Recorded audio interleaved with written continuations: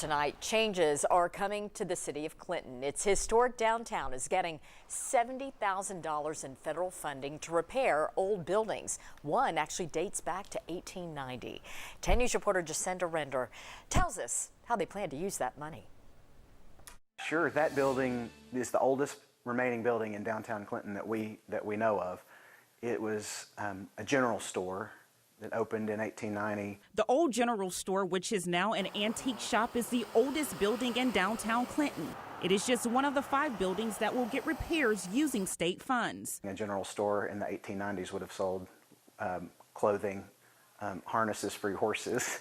And upstairs was a millinery for hats. And we're going to see some big improvements with the $70,000 that the state granted us in the 5 buildings that were chosen. Clinton received state money from a downtown improvement grant. One of the buildings is known as the iconic 3 Victorian.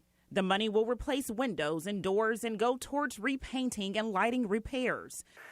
You know, these buildings need quite a bit of work, but they're still standing strong after all of that time. Joey Smith, Clinton's historian, says it feels good to improve buildings that are classic. The intricacies of the brickwork, the type of wood and timbers that it's built out of, they don't do it like that anymore. All 5 of the buildings that are getting improvements were built between 1890 and 1940. City leaders believe the money from the state is a lifesaver. Kind of felt like if the state didn't intervene, or if we didn't intervene with these buildings, we might lose them soon, and we didn't want to see that happen.